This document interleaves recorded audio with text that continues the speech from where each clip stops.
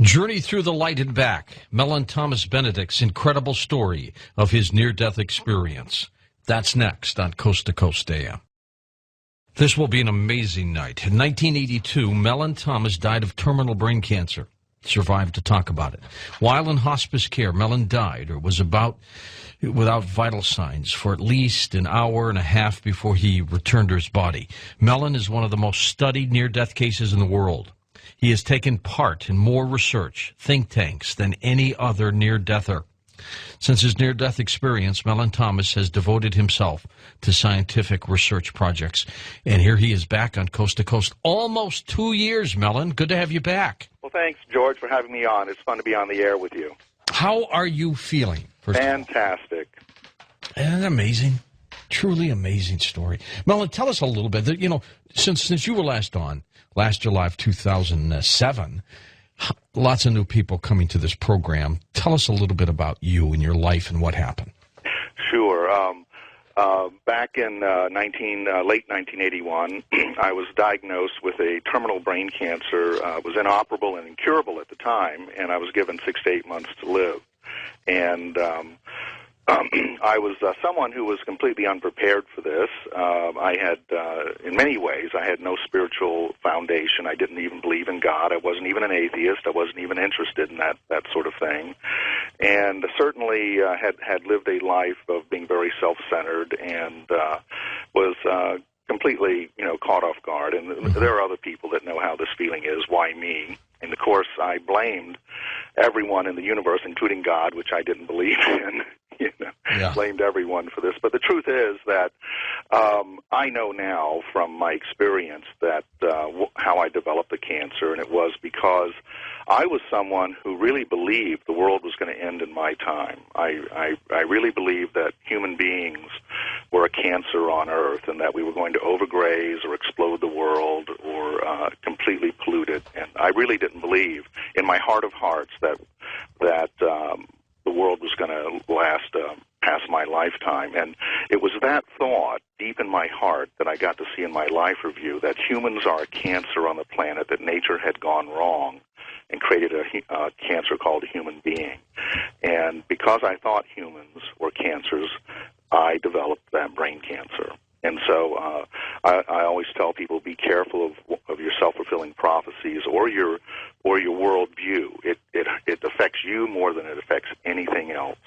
There's no question about it. I think the way you live, the way you act will affect you in more ways than one knows. You're a living example of this. How did you fight it? How did you come back? I didn't fight it. I was totally crushed and completely unprepared for this. I was told by an oncologist that if I did do chemoradiation, as they suggested, I'd be a vegetable by about the third session. Oh, and God. so he said, he actually closed the door and he said, I'd just go home and make peace. Make your peace with the world while you have time.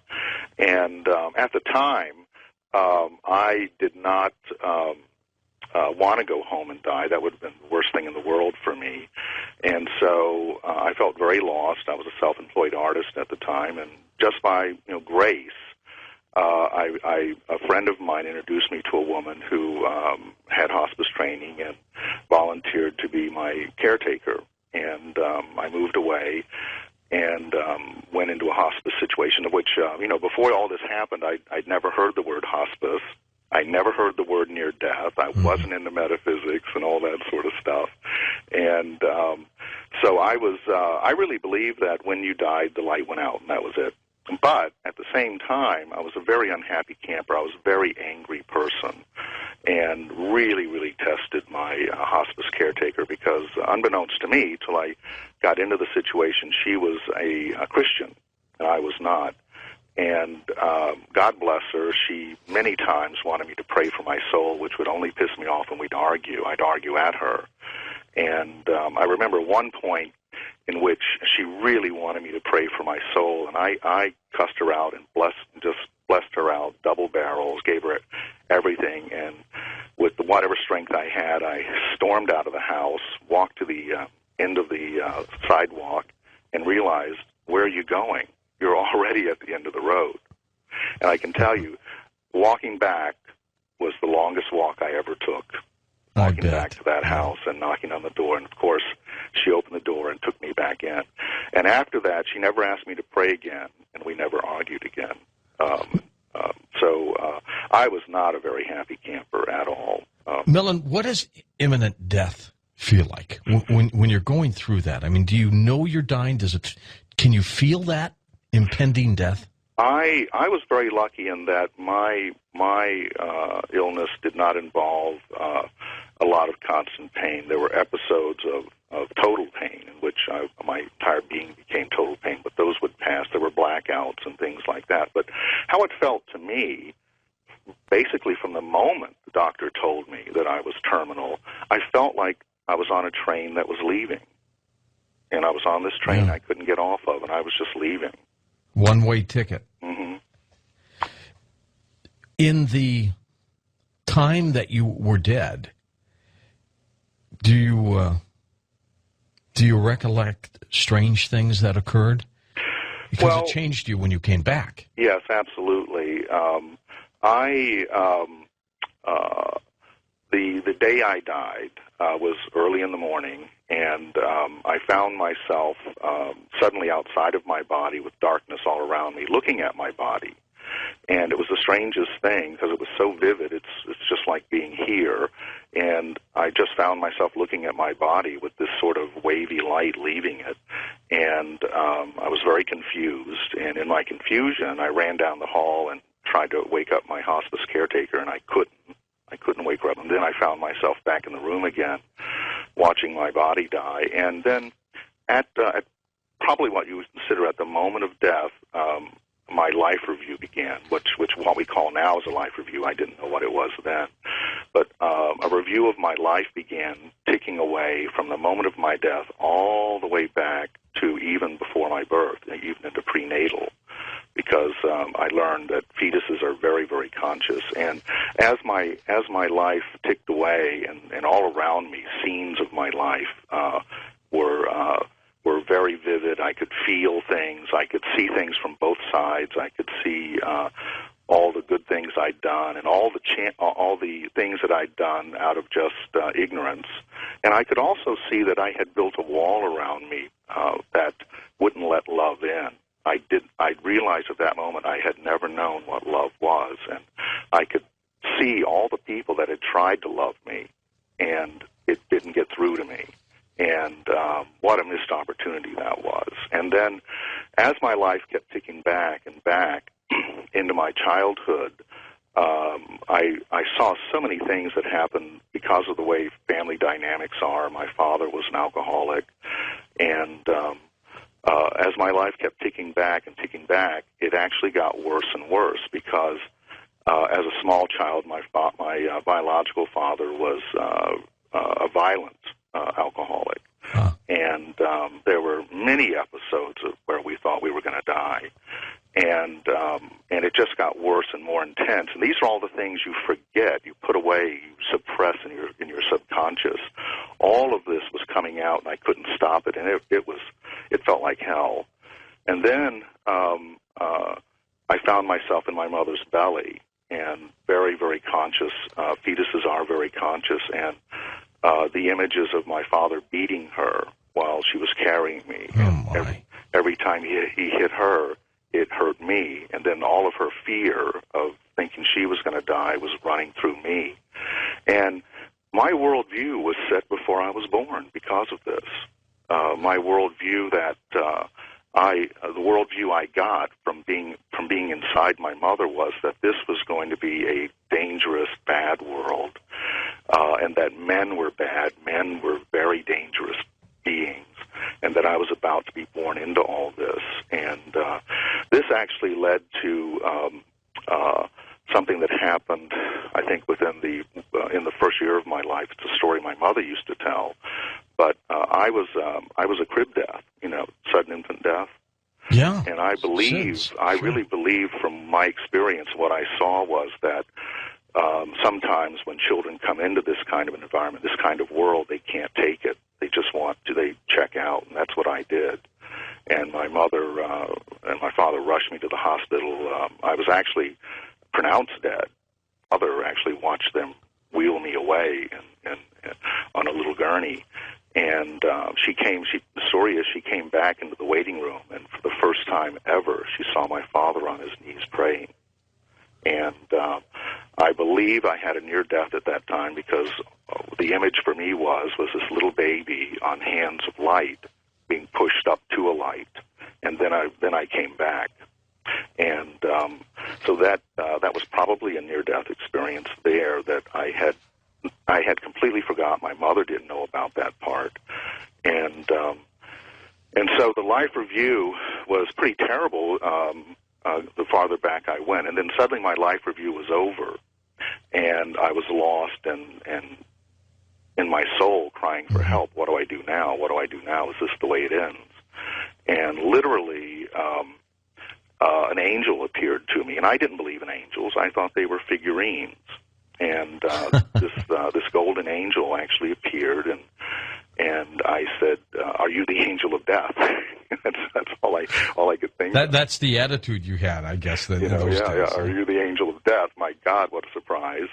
And the angel said, "No, I am Mellon, and I'm like the feeling was I'm like your guardian angel." And which you never knew existed when you were living, or even believed in. Yeah, that sort of thing. I thought all those were myths. And with the help of this angel, I was taken to what we call the light. And when I got to the light, I guess I do what all non-believers do, including atheists. I said, "Are you God?" Are you God? Oh my God. And the feeling was euphoric, absolutely euphoric. And I've had so many years now to go back to the light and learn more that I can actually explain what the euphoric feeling is that the near-deathers have. And it's the feeling of leaving this world behind and leaving the gravity and the pressures and the survival that we're all caught in. We don't even think about it. We're all caught in survival every day of our life, like everything else in nature. And to drop that and all of that is an absolute euphoric experience. Now, I didn't know this, but many years later, I think around 1985 or 7 in there somewhere, I attended a lecture by PMH Atwater, one of the great researchers, and that's when I first... Giant in the business. Yeah, that's when I first realized, my God, maybe I had a near-death experience. So I talked with Phyllis, and she took me under her wing and literally discovered me in the backwaters. And then she introduced me to Ken Ring, who was interested in my case, and they found that there were some unusual things about my near-death experience, and one of which was that there was a moment in front of the light where I said, just out of nowhere, I said, "Can we stop right here? Can we stop right now? I want to understand this. I have some questions." And the light said, "Of course." And really? So okay. This is the so first. Let you do that. Well, this is the first recorded case they know of where the experience became an interactive experience. And at that moment, I realized that life is interactive, and so is your death experience is completely interactive. You can be someone who just gets on the train and takes the ride, or you can be interactive. And when the light said that, there was no pressure. There was no, pressure of any kind. And I had a lot of questions. And so I talked with the light, and the light was answering my questions in a way in which I understood them, me personally understood them. And I had a lot of questions about everything. And at one point, I ran out of questions. And I tell people that I live now with all of my questions answered to my satisfaction, but by no means do I know everything, because I think every one of us has our own set of unique questions to explore the universe with. But for me, all of my great questions were answered to my satisfaction and to my understanding. And it's been that way ever since. That's amazing. Mellon, as we approach the bottom of the hour, we'll get more into what you learned on the other side. But as you evolved over the years, did this event that occurred, this after-death experience, Did you subsequently, when you came back to life, and even to this day, are you still learning things because of that experience? Well, I didn't know this till I met PMH Atwater and Ken Ring, but I go back to the light every day. I didn't know that I'm the only one they knew that was doing this. Yeah. Okay. And I've subsequently been tested, and it's been a joy to have been a guinea pig for many years. But I thought everyone was doing it, and I go back to the light every day, or at will, if I need to, for doing consultations or inventions and things like that. And I've been tested. I can invent on command. The lessons that you learned out there, who gave them to you?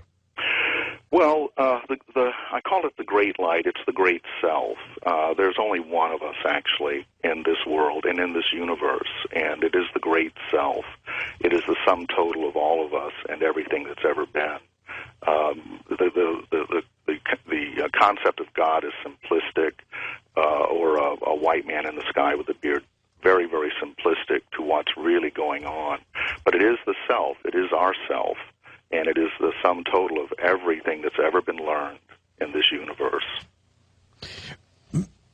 The fact that you did this and you've come back and you've learned, you've trained people, you've talked to others, you have been studied literally with a microscope.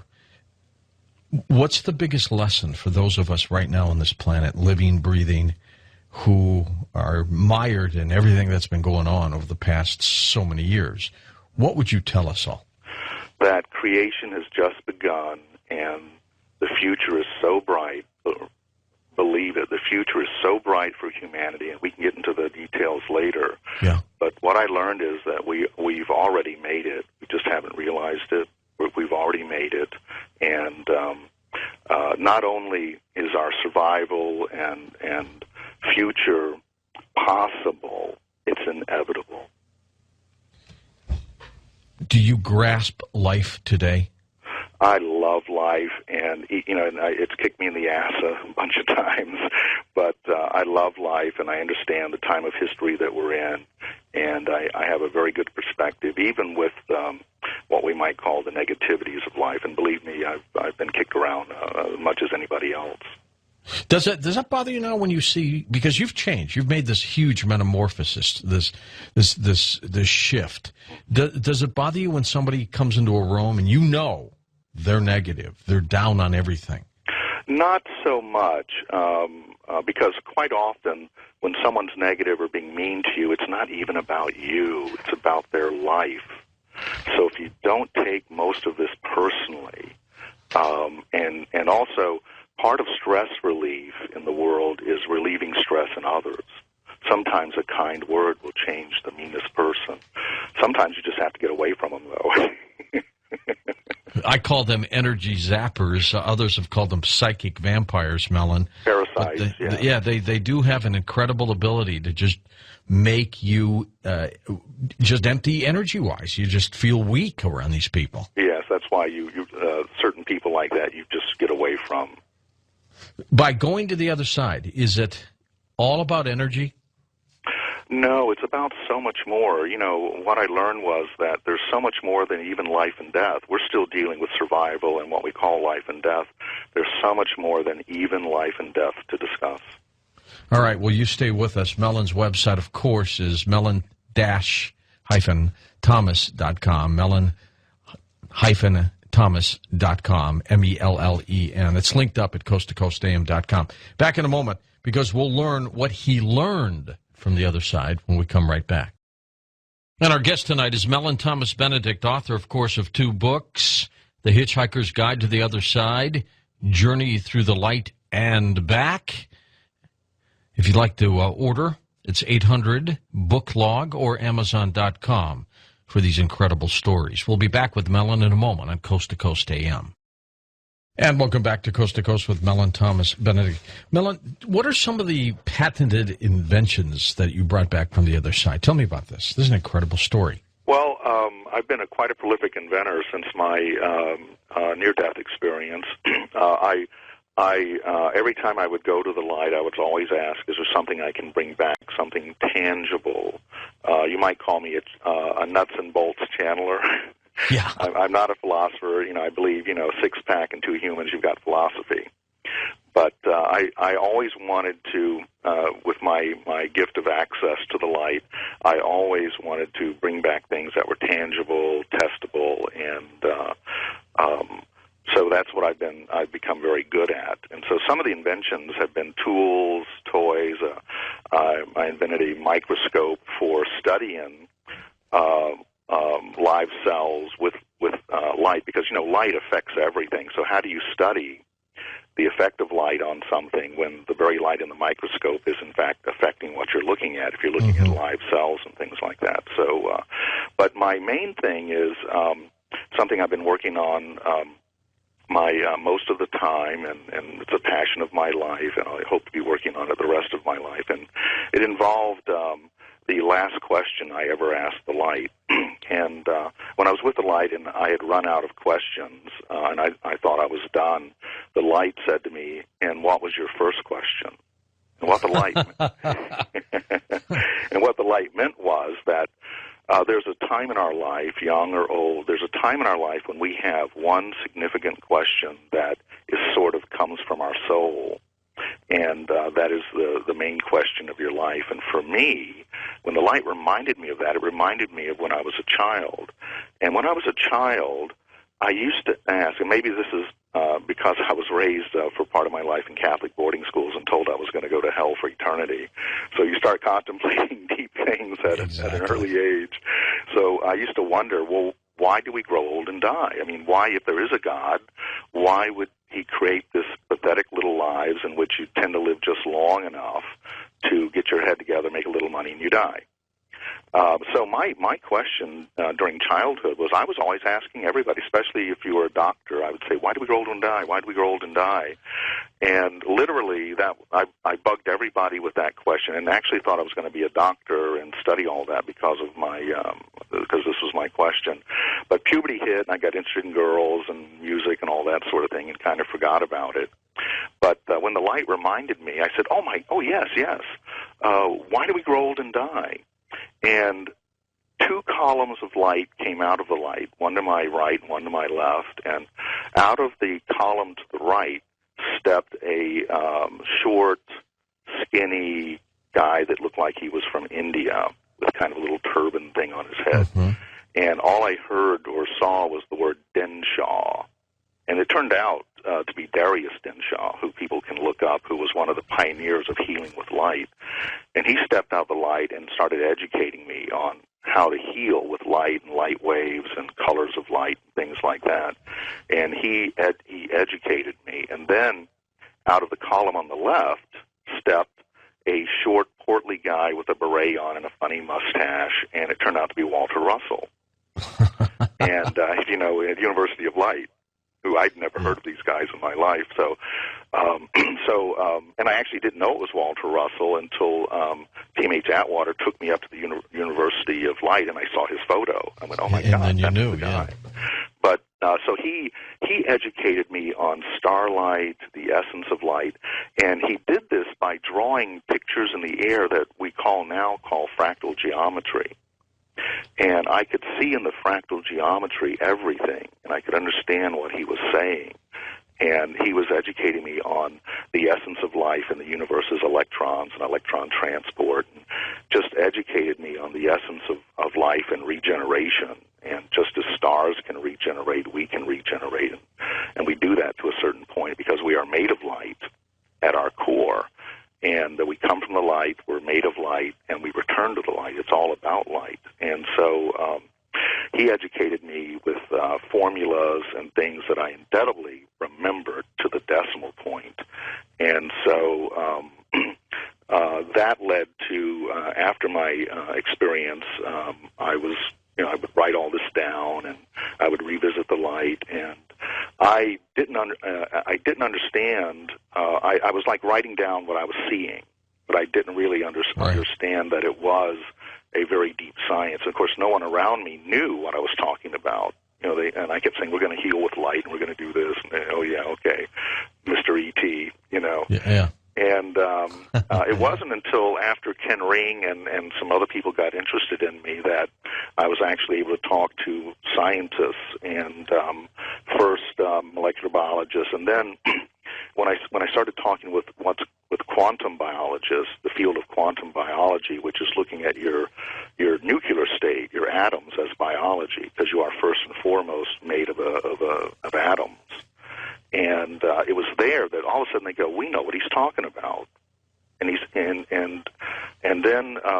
it took a little while to get people to start doing a little bit of funding, and okay, let's give this guy a chance. But once we started building prototypes and stuff, it seemed that I had hit it right on the money. From the first experiments, and by the way, every story I'm telling you has been videotaped. I'm one of the most documented people in the world. It's been videotaped by multiple cameras and/or audio taped for intellectual property rights. And so this began my course. I was given a second chance to live when many, many great people, greater than me, weren't for some reason. That's between them and the light. And their life sometimes, Mellon, cut short at even a young age. Mm-hmm. And I was given a second chance, and I had wasted the first life I had, and so I was given a second chance, and I was determined to work on giving others second chances, because there's always a second chance. And the one thing that really got me focused is that after I survived, and after I left hospice and went home and was later tested several months later, because at first I didn't want to be tested. I didn't want to know. I was feeling okay. Right. And I didn't want to know, but I was talked into getting tested again by the same doctors. And I remember the doctor coming in and putting up the second scan, and he said, well, this is very interesting. And I said, what is it? And he says, well, there's no trace now. And I said, it's a miracle. He said, no, we call these spontaneous remissions. And I said, well, what is that?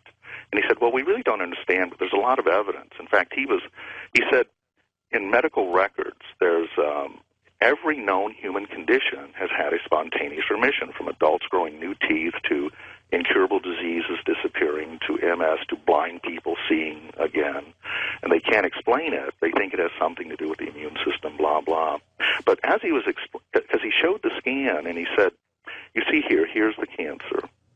And had we irradiated or operated, you would always have a lesion. This would always be noticeable in every scan the rest of your life.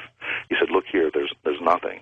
It was just gone. Yeah, this is just one of those cases where it was a complete spontaneous remission. And I said, I thought at that moment, what is the physics of this? Because if it really happens in flesh, there is a physics to it that we need to understand. I agree. And if this happens in every known condition, then I want to spend the rest of my life studying this. Regardless of why it went away, there is a physics or a science behind it. And so for me, God's magic is physics. The rest is hocus pocus. And if this magic is around us and in us every day, and we don't even notice that everything about us is magic. In fact, this entire universe, if you listen to the experts in different periods of time, is impossible. Everything that we have and we see is impossible, and here we are. So the physics is the pure magic, and I see it that way. And so I was very, very lucky to a few years later to have met a man. I was introduced by a bookstore owner to a man who turned out to be a billionaire, and he and I became very good friends. And we would sit around chatting. Do you think this is real? Do you think that's real? And he would say, why don't you go find out? So for the next 7 years, I was able to travel the world, carte blanche. He funded these missions. Huh? And would put doctors to go with me, and I would take multiple cameras, and I was looking for anything that would claim to be regeneration, and that was from technologies to healers to manifestors, anybody. Was he doing this to get answers for himself, Mellon, through you? I think so. he was rather old at the time, and he funded me until he died, and then the family wasn't interested. But that got me started, and that got people to pay attention to me. And but it was a marvelous time in which I've seen miracles. I've seen miracle workers, and the inconsistency of that. And my idea was, even if you're a greatest healer in the world, how many people can you see a day? And that most people in the world will never take spirulina. Most people will not meet the Pope. Most people will never ever meet the Dalai Lama. So right, what about the rest of us? And so it wasn't a straight line. Let me tell you, it was kind of a zigzag line. But eventually, with the help of having some think tanks and some brilliant people saying, you're on to this and this is what it is, I ended up in what's called the field of phototherapy and tissue optics. What is that? Well, advanced, I'm in a very advanced form of phototherapy, which, phototherapy's really caught on, but when I was first into it, it wasn't much at all back in the old days. It's very well understood now. It's very popular, in fact, with anti-aging and baby boomers, actually, for photofacials and things like that, Okay, all right. Getting rid of wrinkles and things like that. But there's so much more that you can do with this, and I was blessed to have the kind of funding over the years that was not venture capital, that wasn't forcing me to do anything. So I spent 12 years in just pure and research, and will be the rest of my life, without ever having to produce a product. But we produced many prototypes. We did a lot of testing, and then finally, just this in late 2008, we have begun to put out products based on my discoveries. And it's in the field of phototherapy because this is what Walter Russell taught me. It's what Barry Stenshaw taught me also, is that there's so much you can do with light, besides shine it on people. It can have specific enzymatic effects on the human body. I actually patented a way to recharge the human body like a battery, because to a quantum biologist, we are a wet cell battery. And basically, if you don't have the right electron charge in the body, your cells are not strong enough to regenerate. And you tend to run out of what we call organ reserves at about 40 years old. That's what your mother gave you. Yeah. And that's when aging, what we call aging, starts to show. In quantum biology, we call it entropy. Even though it probably starts even earlier, doesn't it? It can, depending on your life. And then how you challenge your body, and of course genetics and things like that have something to do with it. And since then, I've really become quite a studier and expert in Who Lives Beyond and Why, and it may surprise you, and it's one of my more popular lectures that I give. But putting that together with how do you get the body to go back into regeneration, we have done spectacular work, and we're just now releasing a series of products and to the public. And we chose to, although I've done a lot of medical work, we chose to go into the wellness and spa industry first, because honestly, that's where most of the healing's going on right now. It's in wellness centers and spas. And chiropractic offices, is where most of the healing is going on. There's not a lot of healing going on in hospitals, and I'm not putting anybody down or anything, but I think we know that's the truth. No, they don't. They don't seem to cure the problem. Most of our diseases are stress-related, one way or the other. Environmental stresses, life stresses.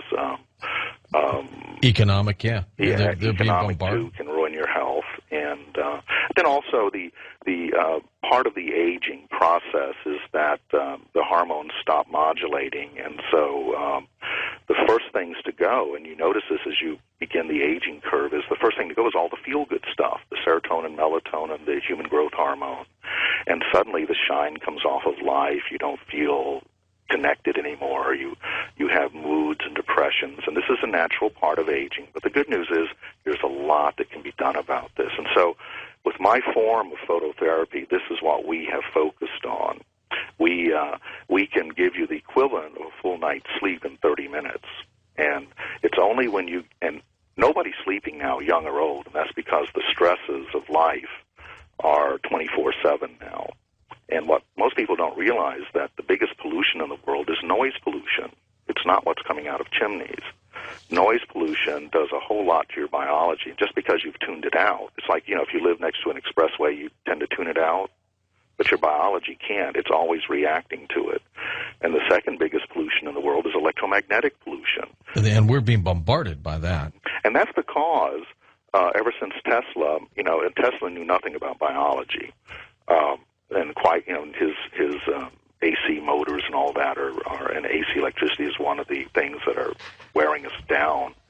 But the electromagnetic pollution is everywhere. There is a lot you can do about it. The good news is there's a lot you can do about it. But the truth is that you have to regenerate faster than you degenerate. You have to stay stronger. And this is easily doable now. And this is where my products are focused. It's in giving you the sleep you need so you can get physiological repair, and that includes physiological brain repair. Because people aren't sleeping, they're not going down into the deep brain waves at night. That's why they keep waking up. That's why they wake up tired. And did you know that just driving to work is enough to set off cortisol and lower your immune system?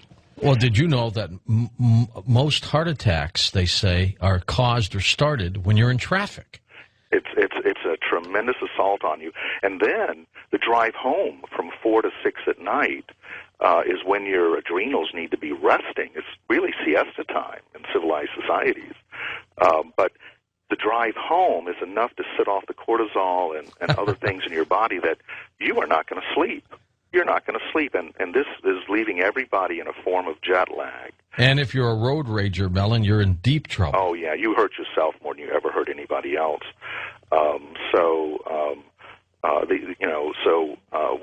So what I've done is focus on how to help people do this, and in an easy way and non-invasive, using very special wavelengths of light and LEDs and ways of modulating light that are absolutely amazing, and everyone gets it immediately. And in every program, everybody gets a free photofacial. People can see a difference in their face right after the first session, and that's a side effect of getting the body to go into regeneration.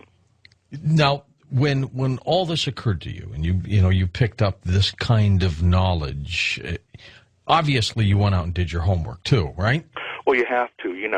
The other side can give you ideas, but you have to do the work. You have to go do the fundraising. You have to convince people, because just having access or having keys to the city doesn't mean you can control anybody, and you probably have to pay for your cup of coffee too. So, when you're on the other side, did you ever come back with the rationale of, what the heck are we doing here? What's this all about, Alfie? Oh, yes. That was one of the questions I asked on the other side, and it may shock people. I literally asked, okay, what's the plan? And the light just lovingly laughed and said, there is no plan, there never was. What? You were given this universe to make of it what you will, and you're free to do that. And so what's really important is not thinking what God wants you to do or what the universe wants you to do. Is the only meaning there is in life is the meaning you give to life. The only meaning to any God you believe in is the meaning you give to that Hold God. it right there, Mellon Thomas Benedict.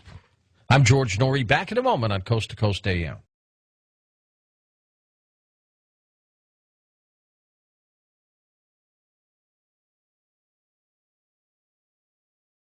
And our special guest tonight, Mellon Thomas Benedict. He died and came back. Up next, some of his prophecy on Coast to Coast AM.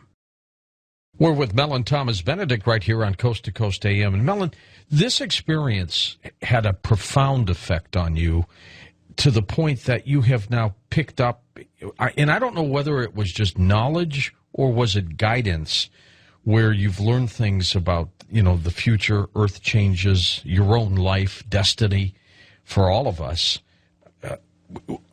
Are you almost like on a mission? Well, I'm on a mission of health, and also a mission of what is called self-initiation. We're coming into a period now where, especially, the example is like what just happened to the economy. Why are we all listening to these people? why did we listen to them? They turned out they didn't know that much, and they were manipulating us. And I think a lot of huge mistakes were made. So we're coming into a point now of self-initiation, and that's if I'm on any mission, it's to create heaven on earth. Well, you're getting there now. Are there other people like you out there doing the same thing? Is this almost like an army of people that have died and have come back? Well, in one of my visits with the light, I was told that the near-death experience, and this is, way back then, I was told that the near-death experience would become more and more popular, and it would have an effect on the entire world when a critical mass was hit where all these people have died and come back, and are telling you that it's, there's a lot more going on than what we think. It's getting over the fear of death is one of the first phases of self-initiation, because once you get over the fear of death and realize that you have been alive forever already and you will be alive forever no matter what, in fact, no one can manipulate you. The old fears don't manipulate you anymore. Although I have no fear of death, I respect life more and more. I used to skydive and rock climb and all that, and after my near-death experience, I respect life so much that I wouldn't dare take a chance on throwing it away on something so frivolous. So it's given me respect for life, not a fear. And as we move into the future, we're going to start realizing that this whole thing about prophecy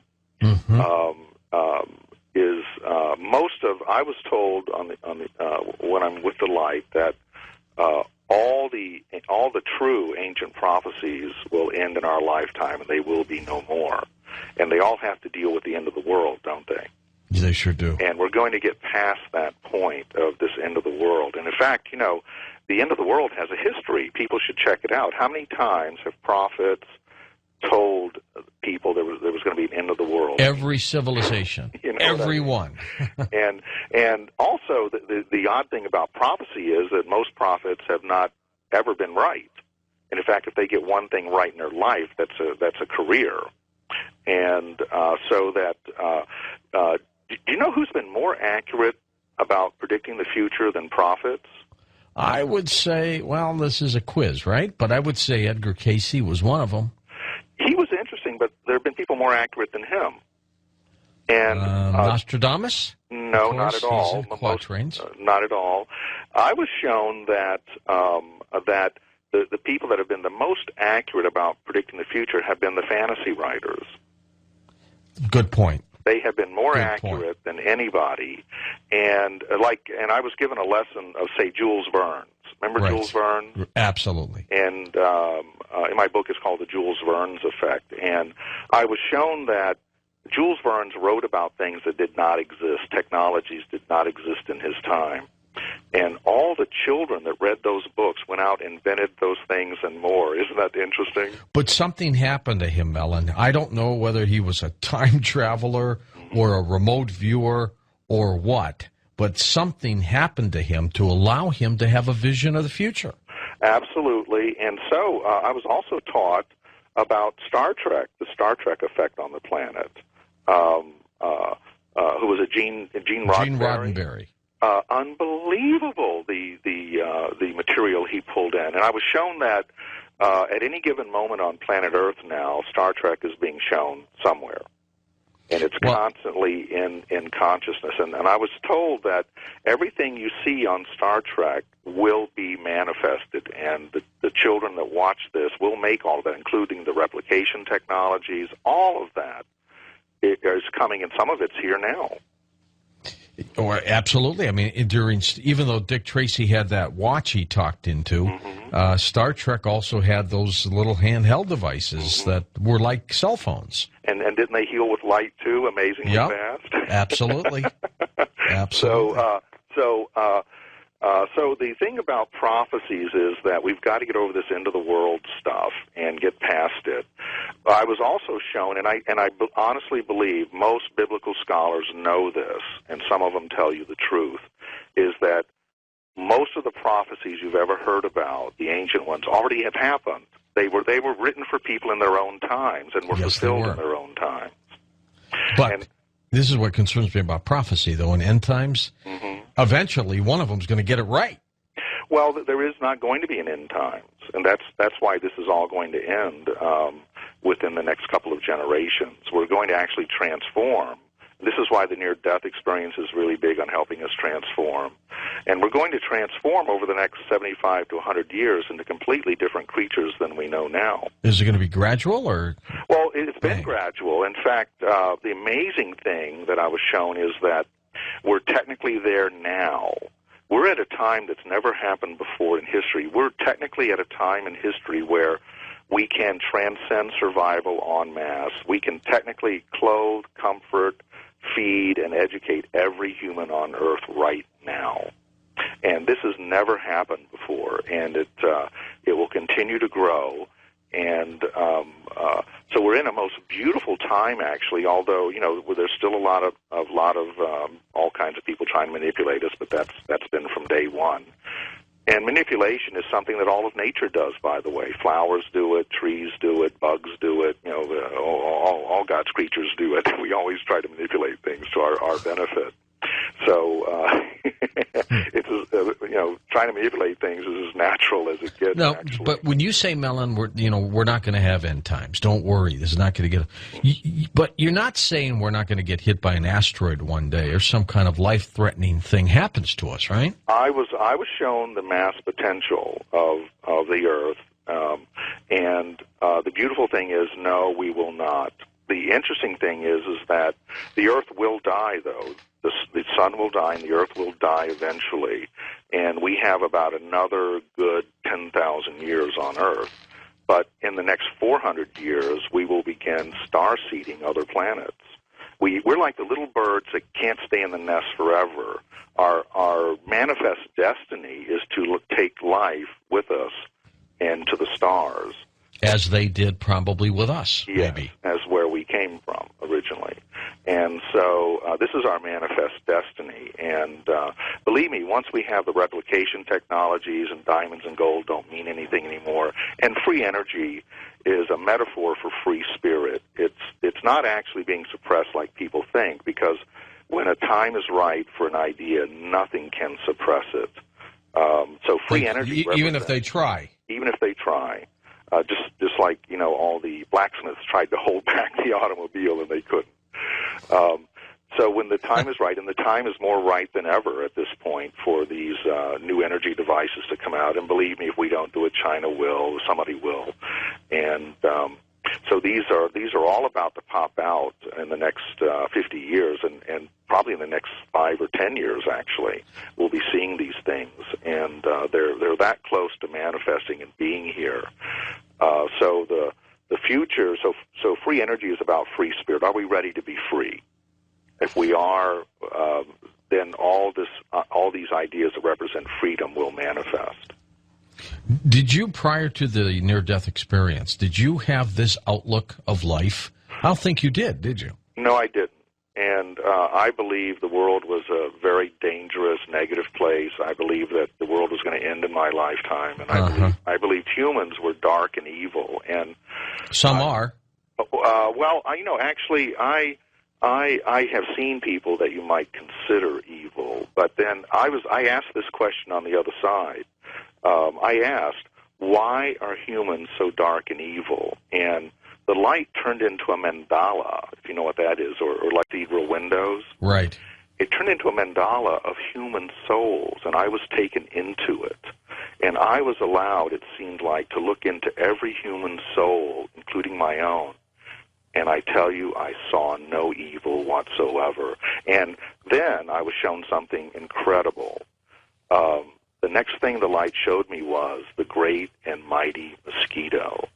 Did you know that the mosquito to this day kills and ravages human beings and animals more than all the human wars on Earth? Absolutely, and I still wonder what its purpose is. And the light asked me, is the mosquito evil? No, it is not. The Other than being food for, let's say, birds and stuff, what does it do? Exactly, and you can say there are some humans that are that way. True. See what I mean? Absolutely. So the great and mighty mosquito has had more of an effect on humanity and history than people even imagine. And to this day, if you check World Health, it's still the biggest killer of humanity on Earth. Would you call yourself spiritual or religious right now? Well, I'm not religious at all, but I do have a great spiritual life now, but it is not at all religious. Have you put together that thought process of how we got here? And you know, even though you said earlier there's no plan here, but what put it all together? There had to be this godlike figure somewhere, this divine intervention. Something somewhere is intelligent behind all this design, don't you think? Well, I can only tell you what the light has shared with me, and that I was told that the universe is not an intellectual exercise, and that if you try to understand it intellectually, you will miss it. It's like a rainbow. If you're only looking at purple, say intellectual, you're going to miss all the rest. Or if you're only down in red, hedonism, partying, then you're going to miss all the rest of it. The universe was not. It was not a intellectual exercise, and so if you try to look through it through that lens, you will not understand it. You will understand some of it, but you will not understand the fullness of it. You have to look at the whole rainbow, and so we're just beginning to understand that, and that even the concept of no beginning and no end seems mysterious to us. Sure. But that is the truth. There was no beginning, and there is no end to this, and in fact, the very body you're in right now, if you just look at your hand, your body has already been alive forever. It didn't come from anything dead. We're made with stardust, aren't we? We are. We're absolute pure stardust, and that is always in creation and recreation. So it actually is incredibly wonderful and mystical and magical in that way, and that we can't understand everything at this point is part of our process, and that the other gift we've been given is that you may never ever find out everything, and there will always be a mystery. And I have come to love mysteries. I don't try to know everything now. In fact, I crossed a line many years ago where I know too much, and I tell people, whatever ignorance you have left, cherish it. You will miss it when it's gone. It's kind of good to be inquisitive once in a while, though. I love a mystery, yes. Mm-hmm. Are you bullish on our future? I'm very, very positive. We have been through these cycles many, many times before, but they tend to get bigger and bigger now. Because we're a global society now, it's a global issue, and I think as Peter Russell has said, issues are soul size now, and everything we do affects everyone else. And this is also what's going to pull us together like never before. Of all the prophets or the psychics that you've dealt with in your life, people that you know about, is there anybody that impresses you? I'm not really into psychics and stuff like that, actually. Gene Roddenberry still blows my mind. Right. And Edgar Cayce, and I've been to the Edgar Cayce Center and lectured there and reviewed his materials. He was amazing. And there are amazing people like that around that can retrieve information, useful information that can help you. But I don't. Well, what I learned on the other side is that what people call psychic really isn't psychic. It turns out that the most psychic part of yourself is your first brain. It looks like the reptilian brain. Mm-hmm, mm-hmm. And that is because everything is psychic, from bacteria to you. And that is what we call psychic ability is actually located in the lower brain. And it was originally a survival mechanism to sense danger, sense water, and it all has to do with the very natural process of what you might think is psychic. And a friend asked me once, because I told him something, you must be psychic. And I said, no, you don't have to be psychic to smell the fish. Yeah, exactly. But you're perceptive. Yeah, and so when someone says they're psychic and they just tell me what I already know, like my car is green or this, that, and the other, that's not psychic. That's called telepathy, wireless communication, which is one of the easiest thing to do is read someone's mind and go through their files. And people seem to be blown away if you can tell them something they already know. Isn't that funny? Yeah. And by the way, tell me about what you've been saying lately about feeding the world. which one day is going to be very important. Yes, in my book it's called Tricks with Fish. And remember the story of Jesus on the mountain feeding the masses with the fish. Exactly. This is replication technology that's coming in. In the future, in the not-too-distant future, we will be able to replicate food as much as we want. In fact, in the future, we don't drill for water anymore. The people of the future go, we drill in the ground for water. We just make water any way we want. In what you might call replicators, and you can make it. It's all natural because there's only nature in the universe, electrons and atoms, and so that literally the things that you've seen on Star Trek, replicating food and water, is quite common in the future, and there is no shortage of anything, which really takes us out of survival. And once we're out of survival, you don't need oil companies, you don't need kings, you don't need any of that stuff. So Tricks with Fish, or feeding the world, is actually going to become easier and easier. And the techniques, you won't even see big farms in the future. They disappear. Interesting. I've always thought we should create and build, Mellon, a huge dehumidifier that sucks water out of the atmosphere. Oh, totally possible. Totally possible. There's no end to energy, really, and the way we can manipulate it. And you can make water any way you want it. But we live, the amazing thing is that we could be in desalination right now, big time, for everybody that lives near the coast. I mean, we should be. Why aren't we? Well, Europe's already doing it. There's these giant ships that have been built. Right. Saudi Arabia is doing it. Spain. They bring these ships in, park them right at the dock, and they're huge desalination plants that supply whole cities. L.A. should be doing it. Well, all of California should be doing it. Absolutely. Well, they'll probably be forced to do it. They will be. That's another interesting thing about nature and the universe is that change happens when it's necessary. There's a resistance factor that I appreciate in the universe, and even the fundamentalists represent a resistance factor. There's a resistance factor in everything, a push-pull effect. But when critical masses hit, the change will happen. That's with life, too. Absolutely. Isn't it, Mellon? And it'll happen in your life. It'll happen in California. And when the time is right, boy, it just happens. Yep. But sometimes we push it a bit far and we suffer a little bit before we make the change. But you can take the positive course or the negative course to get there, but they both lead to the same place. Take a moment before the break to tell us about your books and where you can get them. Thanks.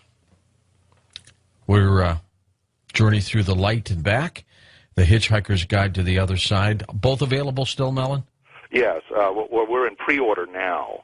And they'll actually be out in about 3 months. But the publishers and everybody, they do these pre-order things, so it'll be out soon. Very good. Mellon-Thomas.com is the website.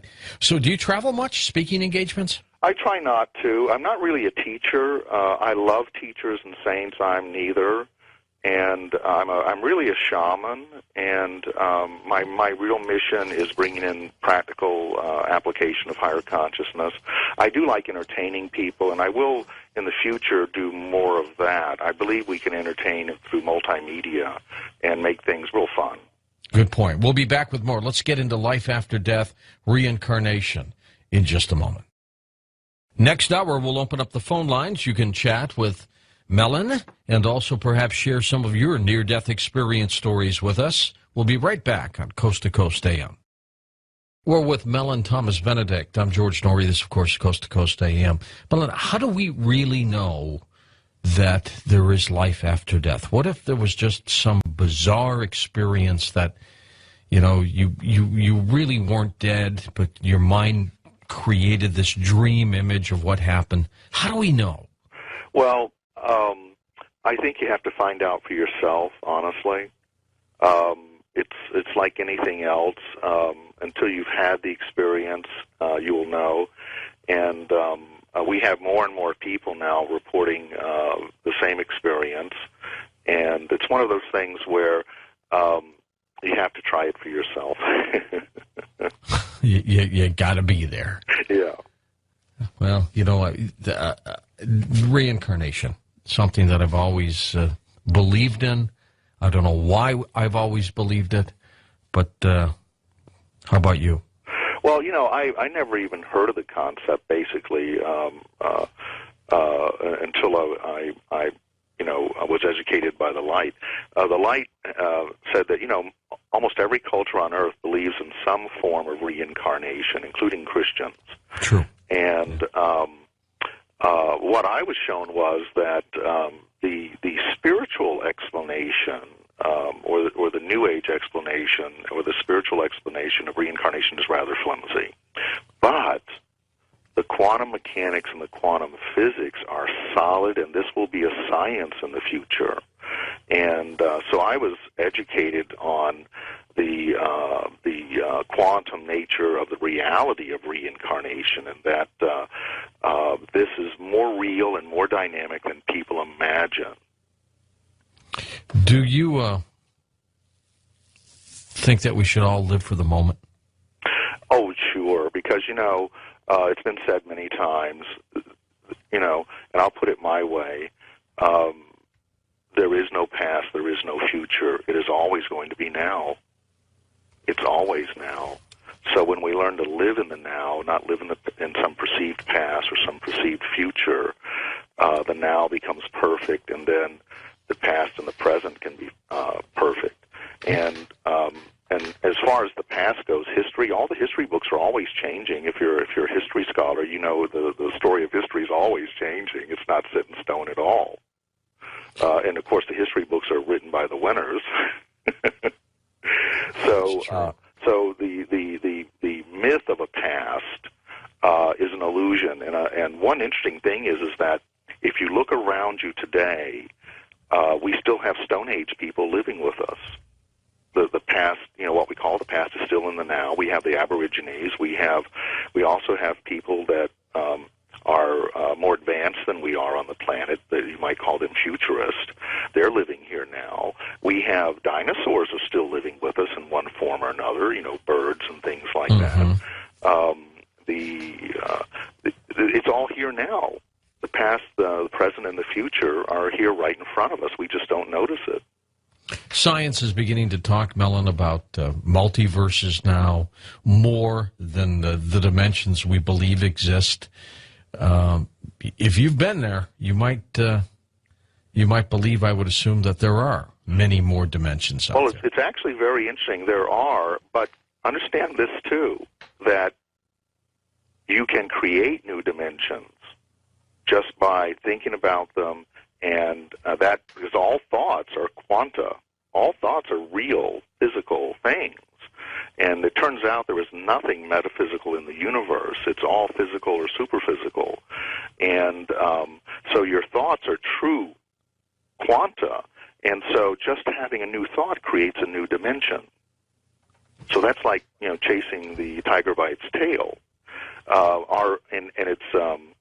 It's one of those things where, did I create this dimension, or was it there before I created it? You see what I mean? It becomes very, very trippy, doesn't it? And what came first? Yes, the chicken or the egg. The angels that were there when you died, can you summon them at any moment? I love this part because most of the angels that we know or experience are angels that we created with our prayers and our desires. We actually can create angels, and we create them when we need them, and then the minute the crisis passes, we forget them. But we've created them, and they are not uncreated, so there's an awful lot of angels that have been created and looking for work. What about the fallen angels? Did you ever learn about that when you were on the other side? Yes, and that's a mental myth of that's an intellectual mind myth. No one has fallen. That kind of thing is just a myth of an intellectual mind that basically is a division. The one thing I saw was there's always supposed to have been this battle between the children of the dark and the children of the light. And what that really, really means, as it was explained to me, is that there is still this division between the conscious and the subconscious. the animal nature of ourselves and the super part of ourselves. And a good metaphor for this that people overlook is the story of Cain and Abel. And I was shown in all the religions what all these metaphors meant. And in the story of Cain and Abel, Cain represented the body, the biology, the animal part of our nature. And, of course, Cain didn't understand, didn't have a good concept of God, and always worked hard, and had the lower, what we call the lower nature, but it isn't. It was sacred. And then you have Abel, who was the basic star child, the upper brain, and everything came easy to it. And in fact, to the upper brain, it thinks it created the universe. But the lesson was, and this is the mind-body connection in health, is that if you have a battle going on between your subconscious and your conscious, say your subconscious believes money's not good for some reason, and the conscious wants money, you're going to have a difficult time manifesting. There's going to be a struggle there. But the other thing is the self-talk people do when they talk bad to themselves. You know, I have a friend who plays tennis, and every time he makes a mistake, he says, "Oh, you stupid ass," or, you know, you're ignorant. And he puts his body down. Well, you can actually create resistance between your subconscious and your conscious, and I'll tell you what, the subconscious will always win. It will take you down. And the example is that Cain killed Abel. It's like this. It's a very strong message to learn that, and the Kahunas teach this the best, I think. You know, the Polynesian Kahunas, which I love. They teach us the best. They tell you to get to know yourself. You have what we call a subconscious, a conscious, and a superconscious. And the biggest leap we're ever going to make is just a few millimeters from the lower brain to the higher brain to get that bridge together where they're working in unison. And even the metaphor in the Bible says, "Where any two of you ask in my name, and it shall be manifest." That's when you get the subconscious and the conscious mind understanding each other, and they get in link and they become coherent like a laser beam. And manifestation can happen. If we could manifest anything willy-nilly in an incohesive way, this would be a chaotic, dangerous world to live in. You know, if your neighbor's dog was barking, you go, the dog disappears. The truth is that there's a natural way to manifest and a manifestation, and that is you've really got to get to know yourself, and you can change yourself. If your subconscious believes money is bad and your conscious wants it, well, you have to understand why your conscious wants it, and also work with your subconscious to correct those wrong programs that we have that were hardwired probably before you were 6 years old about life and these things. And so that's one of the biggest things you can do is get to know yourself and become harmonious with yourself. And you're going to find then that manifestation and getting what you truly want can happen much easier. You know, quite often I had a friend who wanted to manifest a Corvette. He lived in a trailer, and he manifested the Corvette, but then he couldn't afford to put gas in it. You see? So always consequences, huh? Yes. And so the battle of the sons of light and the sons of darkness is really a metaphor for what's going on inside of ourselves. And the whole thing about, you know, the 666, you've got to carry that all the way over because it came from numerology, and then you've got to add the 666 together, which is 18, which is 9, and that's the number of man. So the beast is within us. Deeply within us, too. And we're evolving, and we're coming into the light more and more. You know, there was a great period in the beginning of what we might think is the star period, but before the star period, there was no light at all. So there was great periods of no light at all, and the star period, which we live in now, is a relatively new period to be in. And so we go way back even before the star period in our being, because we've always been here and we've always been a part of this experience. So it's kind of interesting to think about. You've done some work about pets and people we care about. Tell me about that. Yeah, you know, it's very, very possible to see loved ones and visit with them and communicate with them and or see them on the other side. Pets become part of us. They become literally a part of us. And many pets actually take on your illness for you. Isn't that interesting? We've seen it many times. Your pets become a part of you, and they will always be a part of you. What the ancients knew, and I've been to third world countries where they honor the ancestors, and they still have a relationship with their ancestors. So even if someone has died, made the transition, you can still have a relationship with that person or that pet. I've had 3 great dogs in my life. They're all dead now, and it'll be a while before I get a new one. But I still have a relationship with those pets. They still visit me. I can still feel when they jump in the bed with me at night, and I love it. And also, the good thing about pets is, and you can do this with loved ones too, you can reincarnate them again. And I have done this, and I teach in one of my workshops. If you want to get a pet back, you can. You can call it in, and it will. And you don't have to clone it either. No, you don't have to clone it. You can get your pet back, and I teach people how to do this. It's the same thing with humans. If you want to be in the same family, you'll quite often find that the grandchild will probably be that parent that died before. And so all this is very possible and very cool. And also, you don't have to reincarnate with anybody you don't want to reincarnate with again, and that's called the end of karma. You don't have to repeat these things. Well, I think what's amazing with reincarnation are some of the stories that are out there. I remember one where a little boy in the Chicago area claimed that he was a downed World War II pilot. And, he knew about his partner, his co-pilot, everything. It's just an amazing story. There's got to be some truth behind it. Absolutely. And one of the things that's fun to practice is we need to learn how to die conscious and be born conscious and not lose conscious, because most people, when they hit the light, they go unconscious and go into an automatic cycle of reincarnation in which you're pulled back to the exact polarities that you left with. In other words, you may not actually reincarnate with the same families, but you'll reincarnate with people with the same matrix you had, whether it be, positive or negative. It's very possible, and I think everyone should practice how to die conscious and then be born conscious. That's going to really speed up evolution dramatically. And I plan to do this. In fact, on my tombstone, I want it written, "Leave a message, I'll be right back." He sure will be. Hey, Mellon, of everything that you have experienced now in the course of this entire incredible journey, what's the one thing you've really pulled out of this that has affected you personally the most?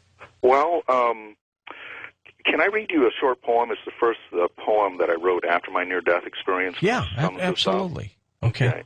It's called Invocation of Ecstasy. It's the first poem I wrote, and it is still my main vibration. And it goes like this. We who are here now are the creations of the first word. We who are here now are the rays of the first light. We who are here now are the star seed from the first garden. Let us open our hearts and look again. Just for a minute, let us open our hearts and let love rise more than we ever have before. Maybe even a little more than we ever thought possible. Look again. For deep in every human soul there is a knowing that all life is a gift beyond measure, and that love, yes, love, is the heart, the breath, and the meaning of life. May there always be more love. May there always be more life. And may we all thrive and live forever, again and again and again. Oh, dear universe, I love my life. Well said. And that has changed you. Absolutely.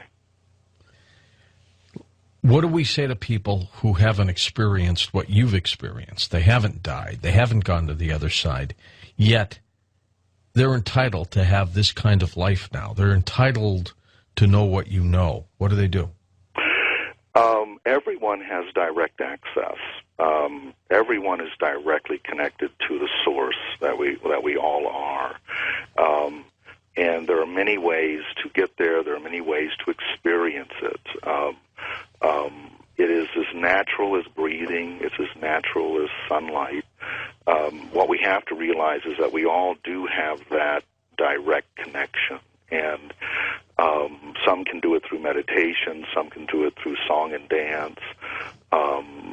Some can do it. There's a million ways to do it. And no one is ever cut off or ever will be cut off from the source that we come from. And then to really focus it, we must, and this is a lesson I had to learn, you must come into a space where you love your life, and then everything can flow. And when I was told that by the light, I thought it was the most impossible thing in the world. How can I love my life? How? That's impossible. But I came to that point, and I love my life, and I always will. People sense this when they meet you, too, don't they? I think so, because this is what I really am. And I try to bring this grace everywhere I go, although I am very much an imperfect human being, believe me. And I'm capable of just as many mistakes as anyone else. But I do, in my essence, carry this energy, and it really calms people down, and it seems to have an effect on people that's positive. If, God forbid, you have another one of these experiences, do you want to stay on the other side, Mellon, or do you want to come back? No, we always come back, and I can't wait to get back, and because, the other side's not all it's cracked up to be. No, that's There's true, a lot too. you can't do on the other side, and there's a perfect combination, though. A body without spirit is a wasteland, and a spirit without a body is a wasteland. And we are the perfect matrix of body and spirit. And with body and spirit, you can have it all. You can have it all. You can. Yeah, you probably can. Let's get back just a few minutes about the health thing that you were talking about. George Burns lived, 100 years old, smoked cigars. What was it about his makeup that allowed that to happen? Well, very little of it, and this is one of my major interests and studies over the last 27 years or so. Very little of it, maybe 3%, has anything to do with genetics, and most people whose parents lived to be 100, they don't. But if you look at the three main things that people that actually live to be 100 have, diet is not a common factor because the diets are all over the ballpark. Dentistry is number one. Dentistry has been the plague of mankind because it poisons you. So 100-year-olds have good teeth or no teeth. And in Europe, like the Paracelsus Clinic, they can pull teeth and cure cancer. Good point. I mean, I used to remember going to the dentist, and they'd ask you if you had a heart murmur or any kind of problems because the bacteria could kill you. And so that's been the plague of mankind, and our pets, too. So anything you can do to take care of your teeth is the best investment you can make. The second thing about 100-year-olds is, and forgive me for saying this, they stay away from doctors. and I've forgiven every doctor I ever thought was a jerk because we have to think about how we treat doctors. But the truth is that you shouldn't be a hypochondriac, and you don't need to go get a flu shot. And I'm not giving any medical advice here, by the way. But they're not hypochondriacs. You have pains in your life, and a lot of the pains and aches in our lives are self-induced by all the little things that we do over a lifetime. And the third thing, which is really important, is people that live to be 100 have watched all their children and their friends die before them. These people always have something to live for. Good point. Back with calls next.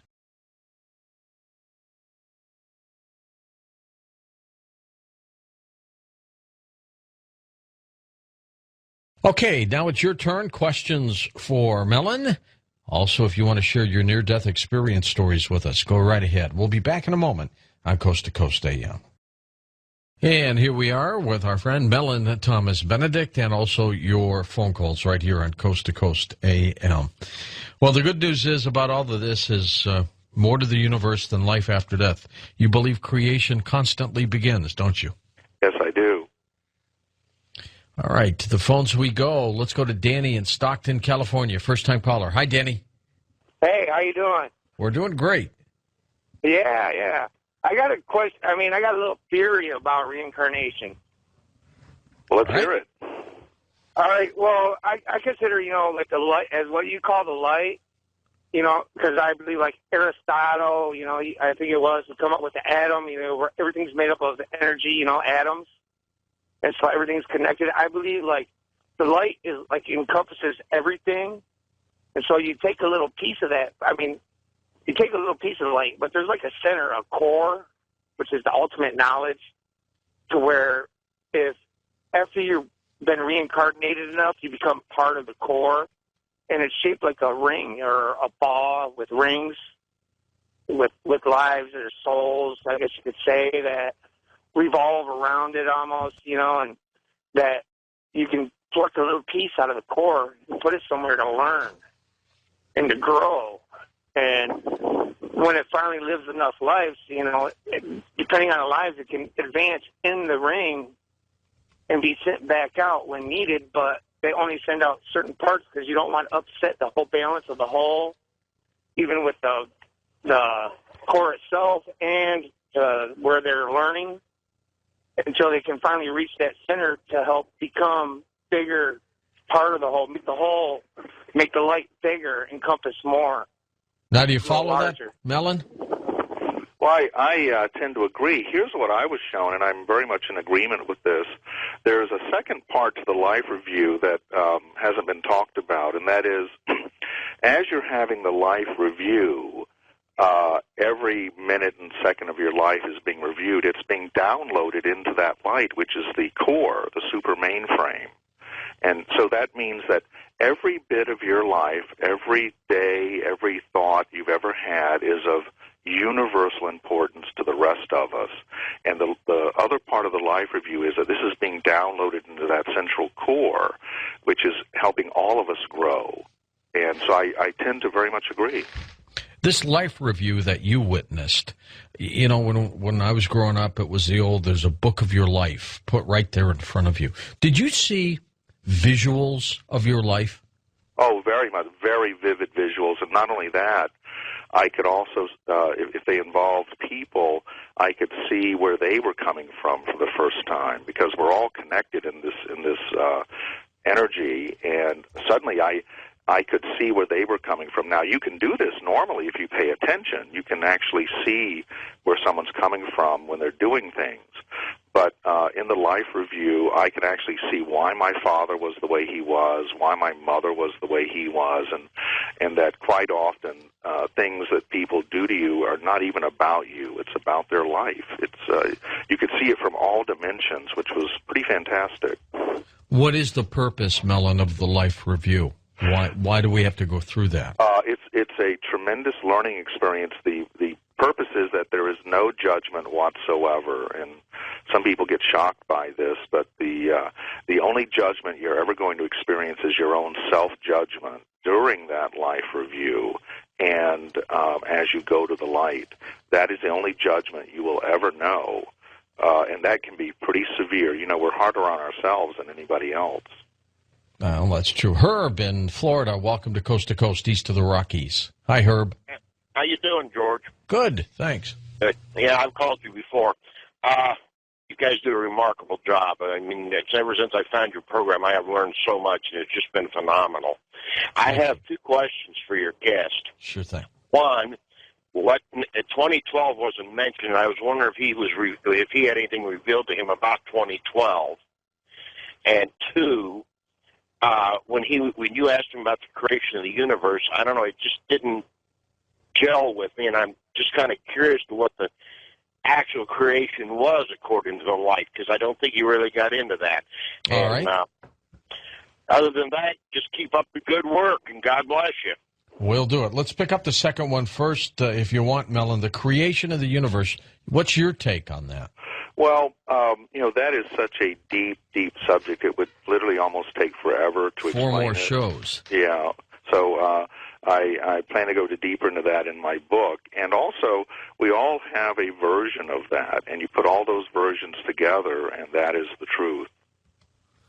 Do you believe in the Big Bang Theory? Do you think there was a science behind it? There was more than one Big Bang, I was shown. And also there were big fizzles that didn't quite...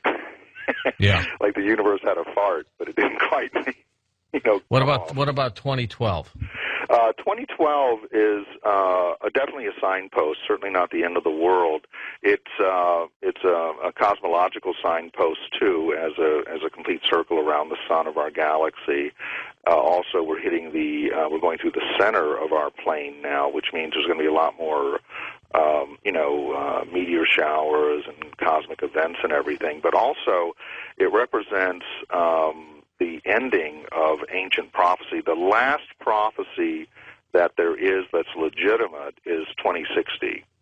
And that also dealt with the end of the world. And once we get past that, because there's been so many prophecies of the end of the world going through history, you can check this out. How many times people thought and were told by their leaders the world was going to end, including David Koresh, and it just goes on and on. We will finally wake up and realize that the world isn't going to end anytime soon. And but these are signposts of the end times. And certainly there are cosmological cycles and karmic cycles that we go through, because everything has a cause and effect once it is triggered. So really nothing to worry about. But I also say be very, very careful of your world view and self-fulfilling prophecies. This is what got the Mayans. Their self-fulfilling prophecy. They believed the world was going to end, and it did for them, didn't it? The Spanish came along, and it kind of took care of that. But so whenever I'm with someone who says they believe in the end of the world, and I say, do you really believe that? The first thing I do is stand away from them, because something's going to fall on them. Let's go to our wild card line. Fairbanks, Alaska. Hello, Jeff. Your turn. Howdy. Listen, I wanted to present briefly 3 separate approaches to the light and ask your guest for comment. Well, let's start with one. Then we'll start with one. When I was, the summer I turned 17, I was learning to type, and I just got so bored with J-U-J, U-J, U-J. I thought, well, I'll start typing sentences. So I typed this, line by line. I walked one morning into the sky. Soon it was passed up, and I was alone in the universe. As I stood, the stars and the rest disappeared, and I was more alone. Now there existed only my mind and the light that was not light. From nowhere there came a cold, hot wind, and it filled my soul with joy and awe, for I was become as a god and could understand eternity. I saw, after all, that eternity is omnipresent, that death is only an illusion. The rest, but only God and I really know this. The rest have not known eternity, and that is the key. Well, that was very upsetting to me, because I had no idea where it came from. No idea at all, and it seemed very strange. And then I realized, while I was listening once, drying dishes for my mom, that I was listening to Franck's D minor symphony, and I suddenly realized that was the first movement of the symphony. I had somehow transcribed it. Well, I thought that's a ridiculous notion, too, so I went to the World Book, and it says Belgian-born French composer and what? Mystic. Was that you? It must have been. What? You mean in a reincarnated life, yeah. Oh, heck, I don't know. But anyway, all of a sudden the other 2 movements clicked into, by the way, if you're interested in the recording, it was Pierre Monteux and the Chicago Symphony, and it was gorgeous. But, that was one. The second one, I was in a contretemps with my folks. I had dropped out of college in 1966, and my folks were upset. They were getting transferred from Anchorage. I was up in Fairbanks. They were getting transferred to Nellis Air Force Base. And basically, they kind of kidnapped me, and basically I just escaped. And as I was escaping and going up what we call here Chena Ridge, I felt all the guilt ready to clamber down on me, and I just pushed it back. I said, guilt later, action now. And so then I got a teacher's house to stay after they got the troopers out, and I had a psychic friend, believe it or don't. And I know what you just said about psychics, but I had a guy who told me what my parents were doing, and then they came on the radio, and that's what they were doing. But anyway, I went to Anchorage while they came to, they looked for me in Fairbanks, and I actually passed them on the road. But I finally have a moment for reflection. Okay, now let's review the guilt. And I'm sitting out under this 7-foot kind of sapling, birch sapling, and I'm on, it's called Farmer's Loop Road. I'm looking up the hill and seeing all the trees and the sunlight shining off them. And all of a sudden it's as if I'm in a crystalline sphere in which everything is light, in which light illumines everything, as if there were outside of everything I know. There's some big. Purest, most intense, beautiful. So that was that was like setting the stage. And well, Mellon, he had a moment. I've got to move on here, Jeff. I'll let you listen here, though. He had a moment. Oh, it's beautiful stories. He should be a writer. I really, those are I was going to say, stories. let him write a chapter for you for your next work, if you ever do that. Yeah, good job. What happens to people, though, when they have these episodes that affect them so much individually? Now, in his case, he didn't have to die, but, if he's composing all of a sudden and he never knew how to do that. That is just wonderful, and I totally believe those events happen to everyone, or can happen to anyone, and they're mystical events that are just glorious when they happen.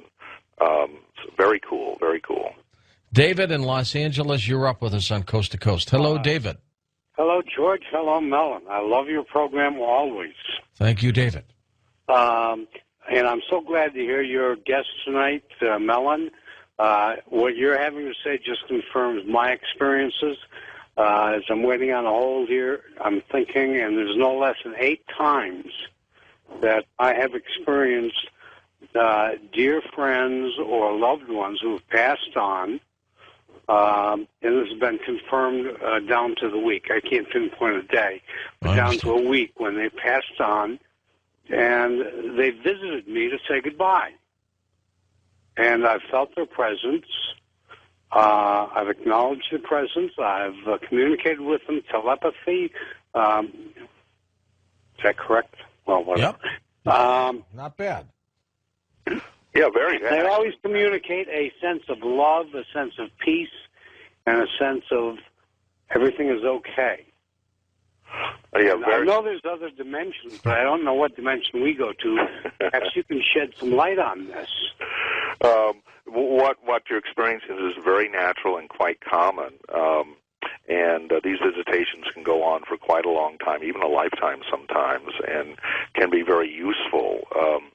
Quite often, you can contact these spirits and ask them to help you do things, find out information for you. They can be quite the helpers to you, but it's quite normal to visit loved ones during especially during the short period right after their death.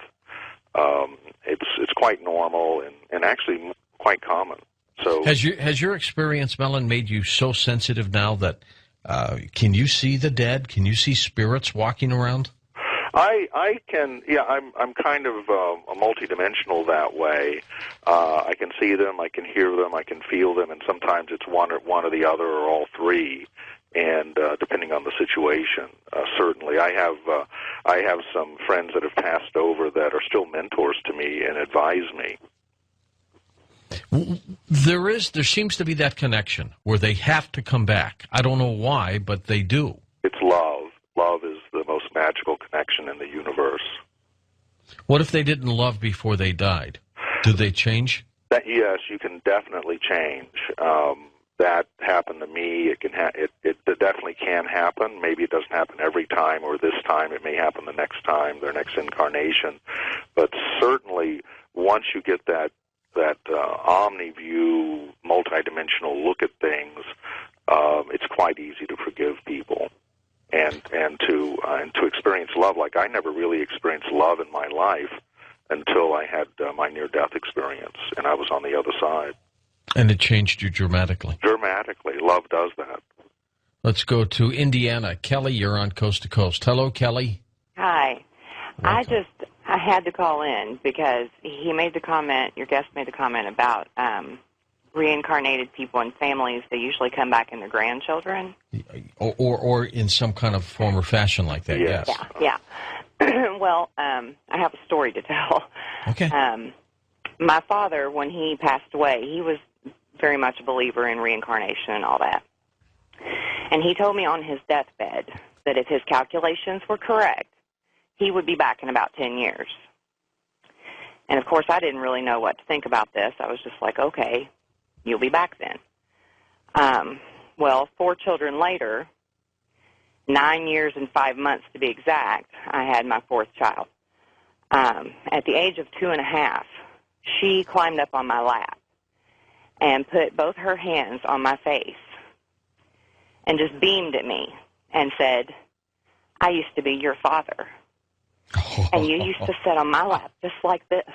Wow. And she was darn serious, wasn't she? Oh, yes. And she's 9 now, but she's been so wise her entire life. I mean, I just look at her and I think, it's got to be. You know, she has to be my father. Because how do you feel about that, Kelly? Blessed. Yeah. Blessed, because my father had made many mistakes, and he felt like he had to come back to correct them.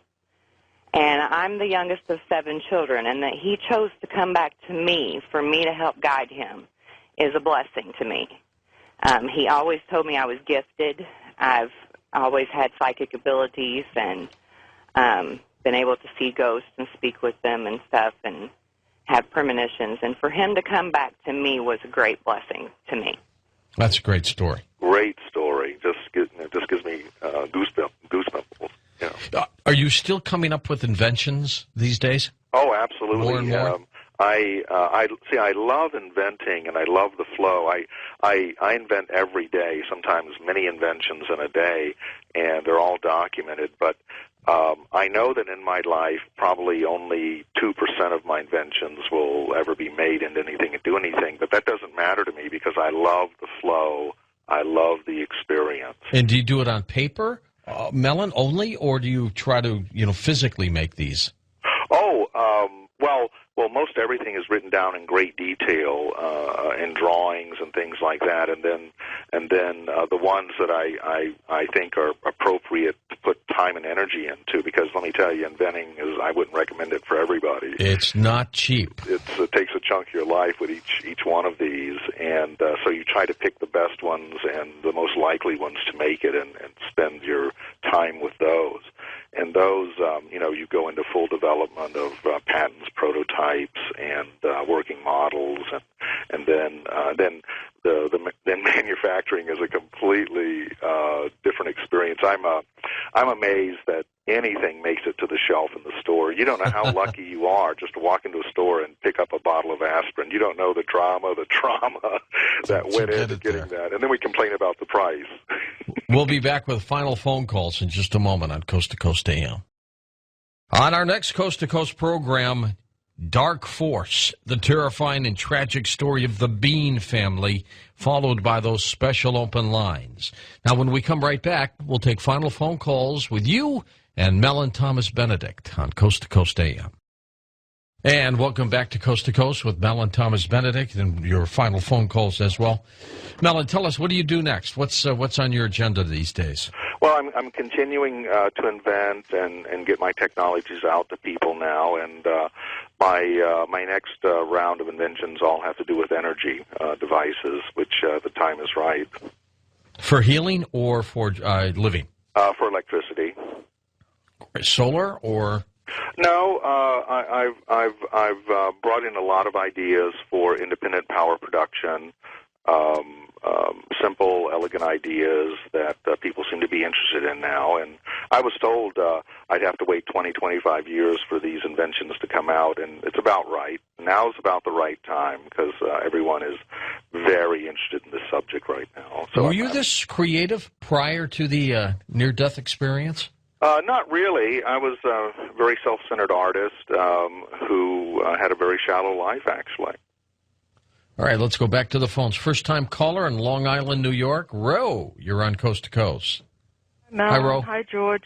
Hi. I was wondering if we're going to possibly be going into this time of freedom for mankind, how are we going to deal with some of man's unethical proclivities, such as violence, selfishness, greed, power issues, whatever? Real issues that are really out there. Mellon, we talked on this a little bit in the first hour, how through all this goodness, there's still a lot of greed out there and hatred. Yes, and it's a process.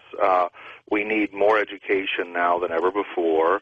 We need conflict resolution taught to our children, and we really need to pay special attention to our children because it's a cliche, but they really are the future, and Of course, America puts very little into their children. I think we're below some third world countries, actually. But we've got to put a lot of attention to our children. And someone asked me once why our children are shooting at us, these drive-by shootings and everything. And I said, we're so dumb, they're trying to get our attention. That could be. You never know. We must pay attention to our children and give them everything they need. How could a family not know that their children have assault weapons and guns in their room? How could they not know that? Well, the families have become fractured because of survival. Both parents have to work now, and the families aren't as tight as they used to be for sure. And, of course, the community isn't really supporting the children like it used to be in villages. And so they've gone wild. It's like Lord of the Flies.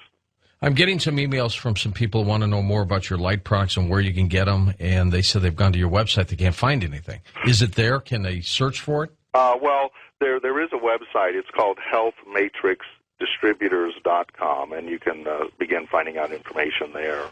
All right. Let's go to Joplin. Dan, there you are. Hi, Dan. Hey, buddy. This is Dan, the blind man of the Angels. How you doing, buddy? Good, Daniel. Hey, I'm not going to keep you long. First of all, Melvin, in 1976, I used the power of my mind when I felt that there was no reason to live, and I shut all my body processes down, and but I was shown why to stay here, and I have also come to the conclusion that as I find my mate, that she needs to be a woman whom has also had a near-death experience.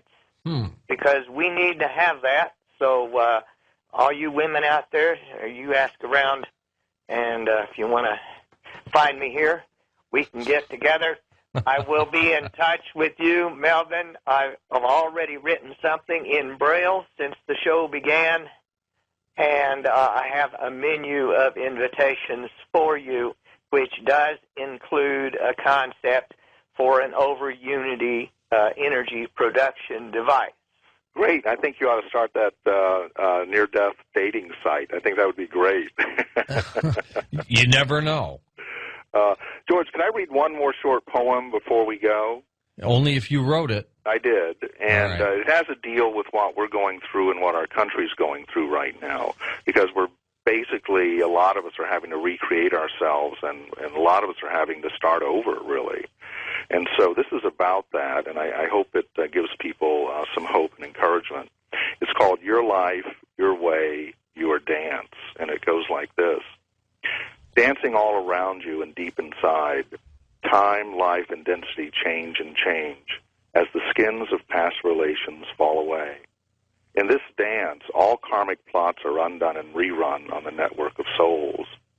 Look at all the searching one does in body and spirit.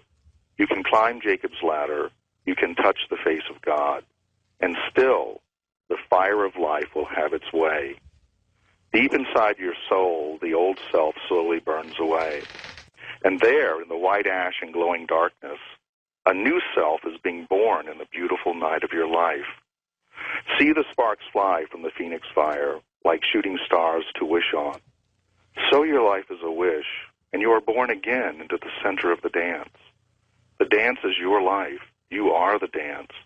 Your life is the way in and the way out. Now more than ever, trust your life. Now more than ever, let go and grow. There you go. Yeah. Robert, Little Rock, Arkansas, you're on. First-time caller. Hello, Robert. Yes, I've had 3 near-death experiences, and the end result was that I came out of mental illness. I'm not mentally ill anymore. And what I'm wondering is, I have nasal implant, and did they put that there because I recovered? Are they helping me with it now after I've overcome mental illness? Why did they put that there? I have no idea. I have no information on that. Sorry. Okay. Let's go to Anita in St. Louis. Hi, Anita. Hi, guys. Hey, Melon. Oh, my gosh. I think your message is like just so important right now for everybody. So I thank you for everything. I've had several near-death experiences too, and what really struck me was that you talked about the understanding of reincarnation, and I was told the same thing, is that we're kind of in our infancy with our understanding, and that we all need to grow into learning that, well, what I was taught was that we all come from the soul source. And the problem today is that the soul source has become contaminated. And so we have the essence of all of these souls that are combined, and pieces are broken off, okay, and thrown together to create a new soul. Comes back, reemerges down here. And it doesn't mean that we actually have lived maybe specific lives in the past, but what I was explained was that we are in touch with every single life that ever was before. So, but the important thing to remember is that we're taking anger and hostility and hatred back to that soul source. And so that's why it's so critical and important for us to try and purge ourselves while we're here in this lifetime before we take it back, because it does reemerge back when we do reincarnate. But we also, when we think that we are experiencing like a past life, we are drawn, say, to this explains why so many people think that they were Cleopatra. Yeah. Just like we walk up to the bestsellers in a bookstore, we grab the bestseller. And so that's where the confusion comes from. So anyway, we have to understand that we all really, truly are one. And if we wanted to take the time to learn how to do it, we could experience any life that has ever been before us. And so I just thought that was fascinating, that what you were told, really jived with what I was explained. And I thought I'd just share that with you. And I think it's of utmost importance that we process our stuff before we die. It's very, very important to process things in the moment. Don't let them build up. Get clear and stay clear. It helps the rest of us immensely, including yourself. You are not a believer in the heaven and hell concept, are you? No, in fact, the heaven and hell concept is rather new in human history. It's there's not even a hell in the Old Testament. Let's go to Norma in Downey, California, west of the Rockies. Hello, Norma. Hi, George and Mellon. I'm going to remain calm while I tell you this. The last 2 years, I've experienced 4 deaths. Oh, Three were human, and I can deal with that. I believe in reincarnation, and I know they were ready to go. The one I can't deal with is I had a Congo African gray parrot named Precious. I had her for 14 years. The last 10 years, I was retired, so it was just me and her. And she's been gone 17 months, and I still cannot cope. And that's pretty young, Norma. Yes. Those things last until they're 40, 50 years old, don't they? Yes, and I thought I would die long before she did, and all the plans were made, the family she'd go to. I'd made recordings, so if she ever missed me, she could hear me. And she developed fungal tumors in her air sacs. I used to have one, Norma. Oh, did you? And let me tell you, his name was Kiwi. Oh. And every time the phone rang, he said hello. It was him sounding like the phone. Oh, that's great. They are so smart. One morning I was standing at the fridge. She's on my left shoulder. I'm drinking orange juice out of the carton. And she turned her head and looked at me and said, "Do you like it?" Oh, fantastic. Yes. But honestly, there's not a day goes by I don't weep for her. Why don't you get another one, Norma? Oh, I'm 70 years old, and I just couldn't go through that. I can't open my heart to that kind of love again. Well, you can still have a relationship with her. How do I do that? Even though she's in spirit. I tell you what, write my website and repeat this story, and I'll be sure to contact you. Well, let's find out if she has a computer, first of all. Yes, I do. You do? Okay. All right, good. And his website is linked up at coasttocoastam.com, and he'll answer you. And good luck to you. It is amazing, the attachment of animals, huh? Oh, it really is. I mean, the unconditional love they give you, and it's just astounding. I know. I love pets, and I'm without pets for the first time in my life, and we'll wait a couple more years before I reincarnate my dogs, but I'm going to bring them back. This African gray was absolutely incredible with its ability to sound exactly like an individual or a doorbell. He would do a doorbell, and, I'd go to the door. There was nobody there. It was him. San Antonio, Texas. Let's go to you, Fred. You're on Coast to Coast. Hi, Fred. Hi, George. I want to say hi to your guest, too. Excellent guest. Anyway, I have a question for your guest. Melon, I'm sort of going through change right now from my old life to a new one, and I feel like there's a breaking out that I need to be doing, but I'm kind of blocked. Do you have any advice you could give me? Well, you've just got to the change that's about to happen to us all is not what we expect, because if it happens like we expect, it would only be a repeat of the past. So it's going to be totally new for you, and you've got to be open to that, and it will come in and manifest. But it will not be something like you expect to happen. It will be better and much more different than that. And because if what happens is what we expected, it's actually just a repeat of the past. So this is new territory for us all. We're all pioneers in this. This is new territory. So be an explorer and trust your life. Really trust your life now. How far advanced are we as a nation compared to other countries where their population dabbles in this as well? Well, I've traveled the world, and Americans live in a very special bubble. We really do. Most Americans don't realize that. It's very different in different countries. I was in Sweden in 2007, and they never had what we call a New Age movement or this kind of movement, although they have their own version of psychic stuff. England's very different than we are, and I think probably 50 years ahead of us in this. And then the ancients were right on the money. The Aborigines and the people like that were totally in tune. The Kahunas, totally in tune. Americans got off in La La Land. I've often thought the name of America ought to be Disneyland. That's the true nature of America. You claim that you're a shaman. Tell me a little bit about that. Well, and I've been a shaman in many past lives, and the type of shaman I am is the adventurer.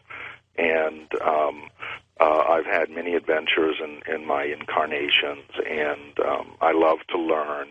And I also help in any way that I can. And I have found that living the shamanic life, everything is a work of magic to me, and everything is, even death is just another excuse for a ceremony. I was at an event called 2012 Quantum Leap in L.A.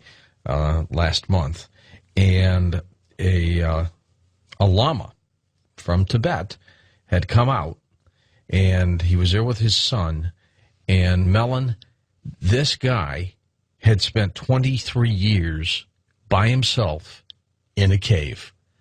Now, people would bring him food, and they'd lay it down there, and he'd go out and get it.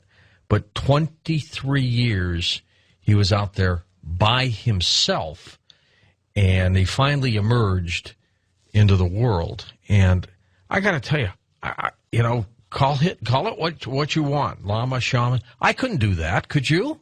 No, I think that's easy life. I mean, try getting married, having children, and I believe all the higher beings, the Pope and the Dalai Lama, should be having lots of children. They should be bringing in higher spirits, and they've chosen not to. I don't get it.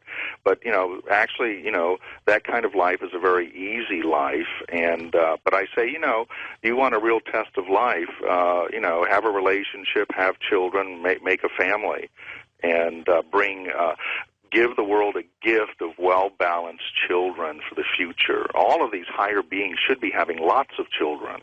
I've always questioned, for example, marriage counselors who have never been married. Yeah, exactly. You got to be there if you're going to give people advice. Yeah, absolutely. All right, do me a favor. You've got a pre-order phone number. I have it. Do you need it? 800. Yeah, you got it out here? Oh, yeah, it's 1-800-BOOK-LOG, and or you can go to Amazon.com, and there'll be the two books, Journey Through the Light and Back, and then The Hitchhiker's Guide to the Other Side, which is a handbook. The subtitle to it is it's Hitchhiker's Guide to the Other Side, or What to Do If You Wake Up Dead. It's a handbook.